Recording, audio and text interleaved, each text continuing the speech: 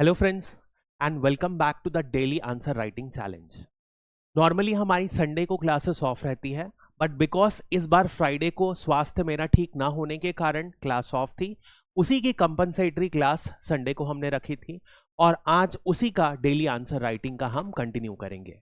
तो इस सीरीज में अभी हम भारत के भूगोल के जो प्रीवियस ईयर क्वेश्चंस आए हुए हैं उन्हें लिख रहे हैं और अपने तरीके से हम कैसे बेटर लिख सकते हैं इसके बारे में डिस्कस कर रहे हैं। तो कल हमने मेंस 2021 का क्वेश्चन देखा था जो कि पेपर 5 का है, जिसमें फर्स्ट वाले को हमने डिस्कस कर लिया था, नॉर्थ इंडियन प्लेन्स की विशेषताओं का वर्णन कीजिए। अब दूसरा क्वेश्चन जो आज हम डिस्कस करेंगे वो है भारत के गैर पारंपरिक ऊर्जा संसाधनों के मूल्यांकन कीजिए। ठीक है, evaluate the non conventional energy resources of India. तो ये जो है हमारा क्वेश्चन है।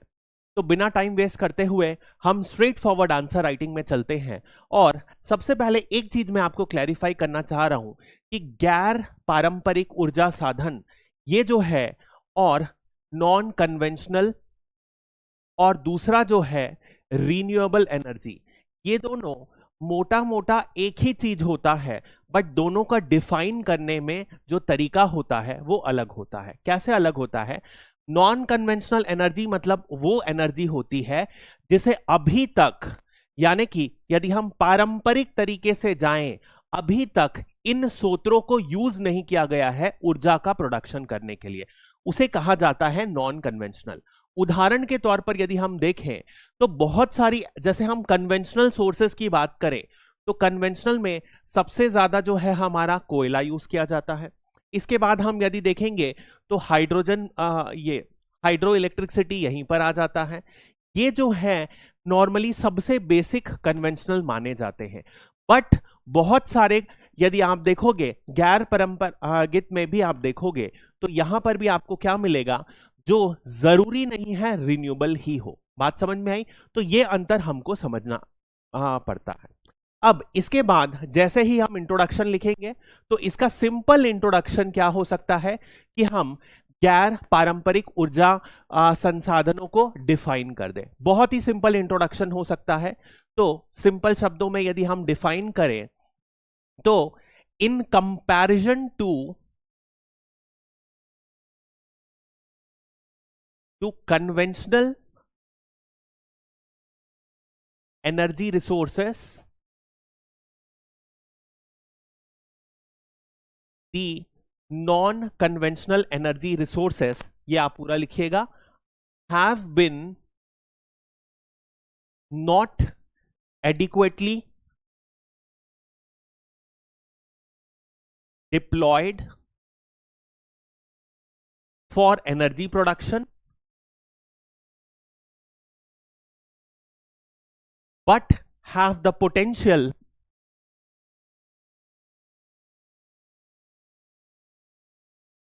to fulfill energy requirements, humans energy requirements। इस तरीके से आप लिख सकते हो एक बेसिक ही इंट्रोडक्शन।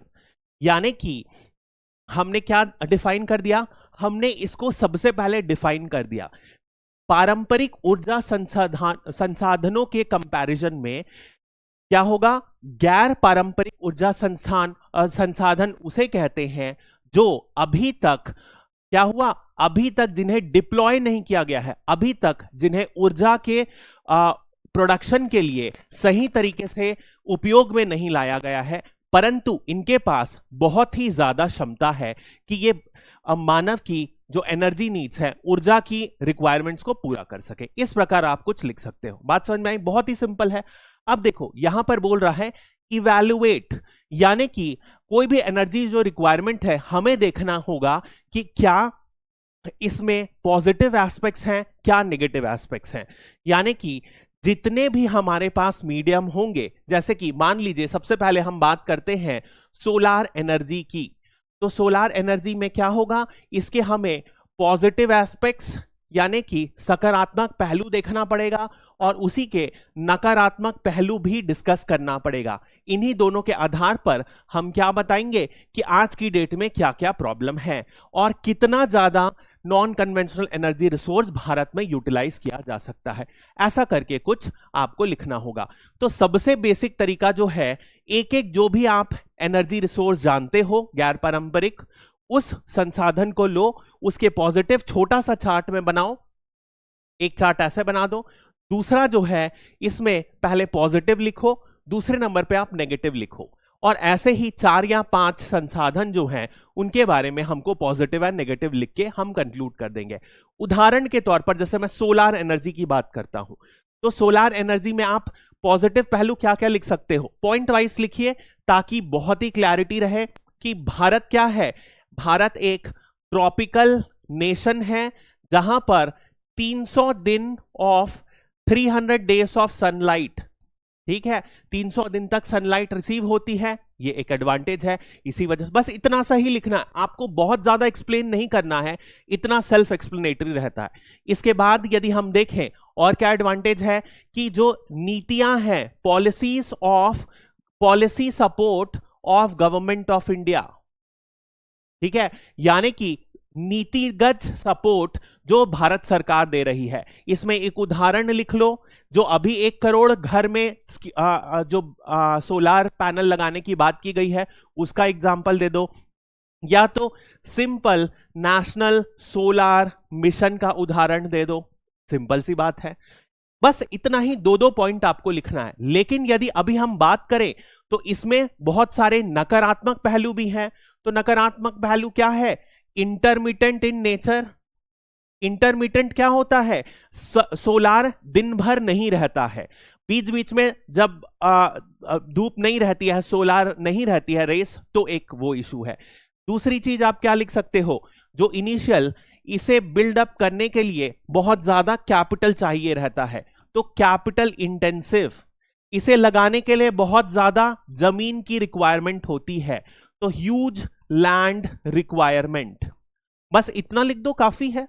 तो इन कारणों की वजह से आप देखोगे सोलार एनर्जी का जो अभी तक जो ऑन ग्राउंड यूटिलाइजेशन हुआ है, डेप्लॉयमेंट हुआ है, लिमिटेड हुआ है। ठीक है, ऐसा ही आपको सबके लिए लिखना रहेगा। जैसे कि नेक्स्ट आप लिख सकते हो विंड एनर्जी के लिए, ठीक है, पवन ऊर्जा के बारे में आप लिख दो। यही पॉजिटिव लिखो, यहीं पर नेगेटिव लिखो। तो पॉजिटिव में आप क्या लिख सकते हो, भारत के पास क्या है, याद कीजिए जो हमने फैक्ट्स यूज किए हैं, जब हमने पढ़ा है, उन्हीं फैक्ट्स को आप सही तरीके से यूज करोगे तो आपको एक अच्छा इंफॉर्मेटिव आंसर आप लिख सकते हो। जैसे याद कीजिए हमने ये बताया था कि इंडिया की कोस्ट लाइन कितनी है, तटीय क्षेत्र की लंबाई है 7617 किलोमीटर, ये हमने पढ़ा है। तो इतना ही लिख दो, 761 किलोमीटर की coast line has tremendous potential, tremendous wind energy potential. Simple, इतना सा लिख दिए, पहली चीज। दूसरी पॉइंट यदि हम देखते हैं, और क्या होगा कि अगेन इसका भी बात कर सकते हैं हम, नीति सपोर्ट, लेकिन एक बार हमने वो लिख दिया है तो बार बार वही लिखना थोड़ा सा कन्वीनियंट नहीं रहेगा, अनलेस स्पेसिफिकली मेंशन्ड। इसके बाद आप क्या कर सकते हो, रिन्यूएबल एनर्जी पार्क्स, ये लिख सकते हो। बड़ी मात्रा में पार्क्स, जैसे कि एग्जांपल आप बोल सकते हो जैसलमेर विंड पार्क, यहां पर लिख सकते हो। एक बहुत ही बड़ा सा प्लांट है जैसलमेर विंड पार्क, ठीक है। और यदि हम बात कर सकते हैं तो प्रेजेंस ऑफ क्या हो सकता है, तटीय क्षेत्रों के अलावा आप कोई और यदि देना है, एक और उदाहरण दे दो। नहीं याद आ रहा है तो इतने में ही छोड़ दो। यही हम नेगेटिव बात करेंगे तो नेगेटिव क्या होता है, विंड एनर्जी का जो डिप्लॉयमेंट है सोलार एनर्जी के कंपैरिजन में ये महंगा हो गया है, और सोलार एनर्जी के कंपैरिजन में इसे उतना सपोर्ट नहीं मिल रहा है। So less support with respect to solar energy policies, नीति के तहत सौर ऊर्जा के तुलना में कम नीतिजनक सपोर्ट, ठीक है, पहला। दूसरा क्या है, अगेन फिर से आप बोल सकते हो कैपिटल इंटेंसिव, बहुत इनिशियल में बहुत पैसा लगता है, ठीक है। इसके बाद आप क्या बोल सकते हो, लिमिटेड एरियाज, कहां पर, जहां पर विंड की स्पीड बहुत ज्यादा होगी वहीं पर इसे लगाया जा सकता है, ये कर सकते हो। चौथी चीज आप क्या बोल सकते हो, एक जो डोनाल्ड ट्रंप हमेशा चिल्ला चिल्ला के बोलते हैं कि इसकी वजह से क्या होगा, इन्वायरमेंटल फ्रेंडलीनेस उतनी ज्यादा नहीं है, limited environmental friendliness. Example, harm to the birds. जब बड़ी बड़ी विंड टर्बाइन्स घूमती हैं तो जो आसपास की जो पक्षियां रहती हैं वो इससे टकराकर मर जाती हैं, इस वजह से लिमिटेड इन्वायरमेंटल फ्रेंडलीनेस। पर्यावरण के लिए क्या है, ये कम फायदेजनक है क्योंकि इससे पक्षियों को बहुत मात्रा में हानि पहुंचती है। और देखना है तो हम एक लेख लेते हैं, जियोथर्मल एनर्जी। ठीक है, यानी कि जो पृथ्वी के अंदर जाते हुए जो ऊर्जा प्रोड्यूस होती है उसके बारे में। तो क्या हम इसके पॉजिटिव एंड नेगेटिव लिख सकते हैं? पॉजिटिव क्या होता है, ये टोटली फ्री ऑफ कॉस्ट, यानी कि बिल्कुल मुफ्त में ये एनर्जी हमें, ऊर्जा का स्रोत हमें भूमि से मिलता है, नंबर 1। दूसरा फायदा क्या है, और ज्यादा हम देखें तो इट इज लॉन्ग टर्म, ठीक है, लंबे समय तक कंटिन्यू होने वाला है। नेचुरल सोर्स, प्राकृतिक ऊर्जा का सोर्स, एनर्जी सोर्स, ऐसा आप लिख सकते हो। लेकिन यदि हम नेगेटिव बात करें तो सबसे बड़ा नेगेटिव क्या है, लिमिटेड एरियाज, केवल कुछ क्षेत्रों में ही इसे यूटिलाइज किया जा सकता है। उदाहरण के तौर पर यदि आपको पता है तो आप एक मैप बना दो, यहां पर आप मैप बना के छोटा सा कहां कहां पोटेंशियल है इसके बारे में जिक्र कर सकते हो।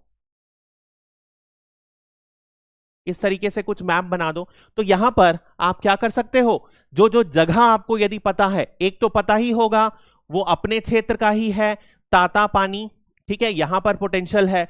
इसके अलावा यदि आप देखोगे तो यहां पर लद्दाख में पूगा वैली है, वहां पर है। हिमाचल प्रदेश में मणिकरण है, वहां पर है। यदि हम गुजरात में देखें तो तवा करके एक क्षेत्र है, वहां पर है। यदि ये आपको पता है, 2-3 भी पता है, तो मैप के जरिए बना सकते हो। ऐसा ही सिमिलर मैप आप बाकी क्षेत्र के लिए भी बना सकते हो।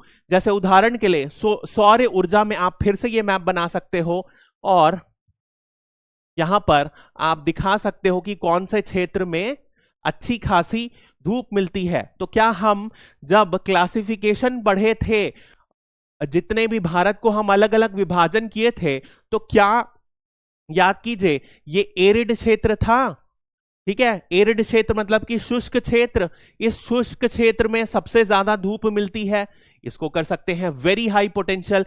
यहां पर हमने दिखा दिया, लाल का मतलब क्या है, very high potential for solar energy, ठीक है। इसके बाद हाई पोटेंशियल हमने देख लिया, यानी कि हाई पोटेंशियल मतलब क्या हुआ, जो सेमी एरिड के बाजू वाला क्षेत्र, ये है एरिड क्षेत्र, शुष्क क्षेत्र, और सेमी एरिड वाला क्षेत्र ये हो गया, यहां पर भी अच्छी पोटेंशियल है। इसके बाद मीडियम लेवल का क्षेत्र, तो मीडियम लेवल के क्षेत्र में हम ये वाले क्षेत्र को दिखा सकते हैं। याद कीजिए ये हमने पढ़ा है, तो ये medium level of solar energy potential, इस तरीके से हम उसे डायग्राम के थ्रू बता सकते हैं, जिसमें हम सोलार एनर्जी की पोटेंशियल बता दिए, ठीक है, बिल्कुल ऐसा किया जा सकता है।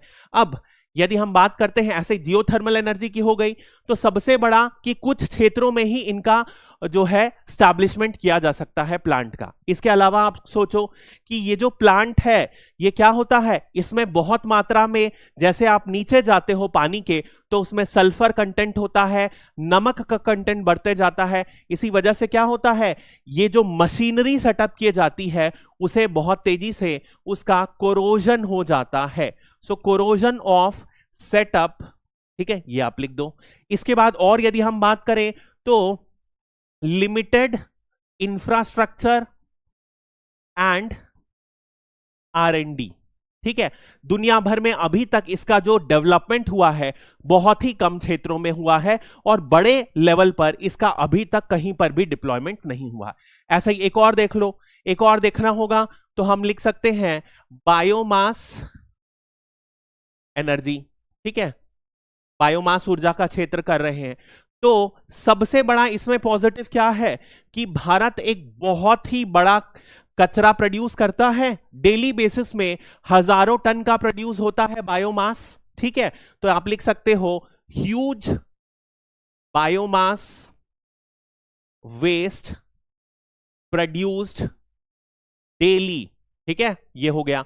सेकंड यदि हम बात करते हैं तो ये बायोमास कहां है, हर गांव हर शहर से प्रोड्यूस होता है। तो हमें यदि उसी क्षेत्र में उसका सही तरीके से यूटिलाइज कर ले तो जो एनर्जी को इधर ट्रांसफर करने में जो वापस से लॉस होता है उसे नहीं यूज किया जा सकता, यानी कि डिसेंट्रलाइज्ड, ठीक है, and locally produce, local level पर इस ऊर्जा स्रोत का मैन्युफैक्चर किया जा सकता है, लोकली प्रोड्यूस्ड। ठीक है, इसके बाद यदि हम जाते हैं नेगेटिव में, तो बायोमास में सबसे बड़ा नेगेटिव क्या है कि हमारे देश में अभी भी जो कचड़े होते हैं, वेस्ट होते हैं, उनका सेग्रीगेशन नहीं होता है, यानी कि हमारे यहां मिक्स्ड वेस्ट हैं, जहां पर गीला वेस्ट और सूखा वेस्ट ये दोनों एक साथ मिला जाता है। उसके बाद सबसे बड़ा चैलेंज है कलेक्शन अभी भी लिमिटेड है। ठीक है, भले ही शुरुआत अच्छी हुई है, छत्तीसगढ़ इसमें बहुत ही अच्छा उदाहरण है, बहुत अच्छा काम कर रहा है, लेकिन कलेक्शन जो है अभी भी नियमित तौर से नहीं हो रही है और बहुत ही कम उसमें जो है प्लांट में जाकर एक्चुअली प्रोड्यूस होता है। तो जो high cost of biomass plant, ये जो है ये भी एक बहुत बड़ा चैलेंज है, इस तरीके से लिख सकते हैं। अब देखिए, बहुत बार मुझसे लोग पूछते हैं कि सर क्या हमें न्यूज़ पढ़ते रहना चाहिए। यदि ऐसे क्वेश्चन में आप देखिए, आप पेपर पढ़ते रहते हैं तो आपको एक एडवांटेज होता है। यहां पर आप क्या लिख सकते थे, उदाहरण के तौर पर आप ग्रीन हाइड्रोजन भी लिख सकते थे। ग्रीन हाइड्रोजन बहुत समय से न्यूज में है, पिछले 1 साल से तो लगातार कुछ दिनों में न्यूज़पेपर में रहता है। तो यदि आपने ग्रीन हाइड्रोजन पढ़ा होता तो यहां पर फिर उसी फॉर्मेट में हम पॉजिटिव लिख सकते हैं, नेगेटिव लिख सकते हैं। और यदि आपको पता है तो कुछ और भी सोर्सेस लिख सकते हैं, जैसे कि महासमुद्र से, समुद्र से जो ऊर्जा प्रोड्यूस होती है, ओशन एनर्जी के बारे में लिख सकते हैं। यहां पर फिर हम पॉजिटिव लिखेंगे तो क्या है, भारत के पास एक बहुत बड़ा सा तटीय क्षेत्र है जिसकी लंबाई 7617 किलोमीटर तक है, नंबर 1। दूसरी बात करें तो ये जो टेक्नोलॉजी है, इसकी जो प्रौद्योगिकी है वो ऑलरेडी डेवलप हो चुकी है और विकसित देशों में इसका प्रयोग किया जा रहा है। ठीक है, ये कर सकते हो। तीसरी, यदि ये 2 पॉइंट काफी है क्योंकि हम ज्यादा लिख लेंगे अदरवाइज। नेगेटिव की बात करें तो फिर से क्या होता है, जैसे ही नीचे जाते हैं पानी में तो क्या होता है, दबाव जो होता है पानी का बढ़ता जाता है, इसकी वजह से जो कुछ भी हम इंस्ट्रूमेंट सेटअप करते हैं वो खराब हो जाता है। So high pressure of sea water, ठीक है, ये हो गया। इसके बाद और कुछ भी ऐसे ही आप 2-3 लिख सकते हो। करोजिव नेचर, जो ओशन वाटर में जो नमक रहता है, saline nature of the ocean water क्या करता है, पूरी मशीनरी को खराब कर देता है। इस तरीके से पॉइंट्स आपको लिखना है। ऐसे आप 5 या 6 का वर्णन कीजिए, उसके बाद फाइनली क्या करो, आप कंक्लूजन में चले जाओ। कंक्लूजन लिखना है तो सिंपल सी बात है यार, कंक्लूजन लिखने में आपको क्या लिखना है, सबसे पहले आप कुछ भी लिख सकते हो, जैसे सरकार का टारगेट बता सकते हो। याद है आपको, सरकार ने 500 गीगावाट ऑफ रिन्यूएबल एनर्जी का टारगेट सेट किया है, वो बता दो। या आप भारत की ग्रोथ स्टोरी, इंडिया की ग्रोथ स्ट्रैटेजी का वर्णन कर दो, जिसमें आप बता दो कि भारत अगले दशक में 8 से 9% की ग्रोथ रेट से ग्रो करेगा, GDP growth rate of 6 to 8% in the next decade.